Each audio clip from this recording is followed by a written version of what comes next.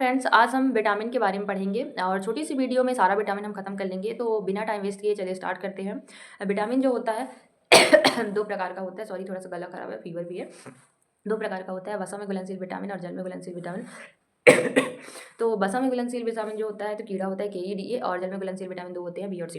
Vitamin A का वैज्ञानिक नाम जो है तो रेटिनॉल है, और इससे जो बीमारी होती है रतौंधी, किरेटोमलेशिया और जेरोफ्थैल्मिया। याद रखना, रतौंधी, किरेटोमलेशिया और जेरोफ्थैल्मिया। और विटामिन डी जो होता है तो विटामिन डी को कैल्सीफेरॉल बोलते हैं, और इसे सनशाइन विटामिन भी बोलते हैं। और इससे जो होता है तो रिकेट्स होता है, ऑस्टियोमैलेशिया होता है और ऑस्टियोपोरोसिस होता है। ठीक है। आप बोलते हैं ना कि सूर्य की किरणों में विटामिन डी होता है, तो ऐसा नहीं है। हमारी त्वचा में आर्गोएस्टेरॉल पाया जाता है, जब सूर्य की किरणें पड़ती है तो वह विटामिन डी बनाता है। इसके अलावा विटामिन ई के बारे में, ई जो है तो इसको बोलते हैं टोकोफेरॉल, और इसकी कमी से जो होता है तो वाष्पन होता है। उसके अलावा विटामिन के तीन प्रकार के होते हैं। K1 को फिलोक्विनोन बोलते हैं, K2 को मेनाक्विनोन बोलते हैं, और K3 को मेनाडाइन बोलते हैं। तो K1 हरी सब्जी में पाया जाता है, K2 आंत के बैक्टीरिया में पाया जाता है, और K3 जो होता है दही में पाया जाता है। ये रक्त का थक्का जमाने में मदद करता है।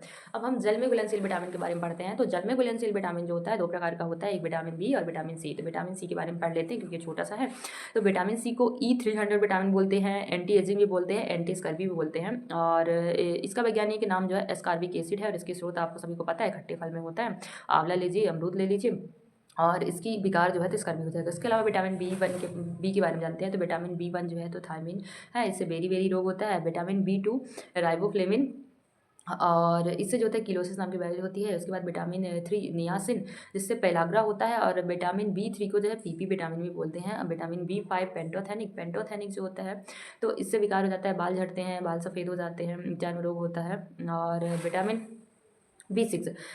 बी सिक्स को जो है तो पायरोडॉक्सिन बोलते हैं, और विटामिन B6 से एनीमिया हो जाता है, लाल खुजली वाली त्वचा हो जाती है, ये सारी बीमारियाँ हो जाती हैं। उसके अलावा विटामिन B7 बायोटिन, जिसको HR7 विटामिन बोलते हैं, और इससे जो है तो बाल झड़ते हैं। इसके अलावा जो है तो त्वचा संबंधित बीमारियाँ हो जाती हैं। इसके अलावा आपका विटामिन B9 फॉलिक अम्ल बोलते हैं इसका वैज्ञानिक नाम, इससे बीमारियाँ हो जाती है एनीमिया आपका हो जाता है। और उसके बाद विटामिन B12 हो जाता है, जिसको साइनोकोबालामिन कहते हैं, और इससे मेगालोब्लास्टिस नाम का विकार होता है, एवं इसमें जो है कोबाल्ट पाया जाता है। तो मैंने जो है तो इसमें विटामिन, उसका वैज्ञानिक नाम, उससे विकार, ये आपको पढ़ा दिया है।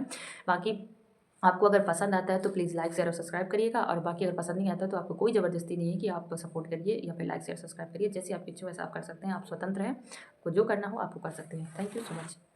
और हाँ, इसका मतलब ये नहीं कि आप मुझे डिमोटिवेट करेंगे या नेगेटिव कमेंट करेंगे। अगर आपको पसंद आता है तो ठीक है, नहीं आता है तो भी कोई दिक्कत की बात नहीं है।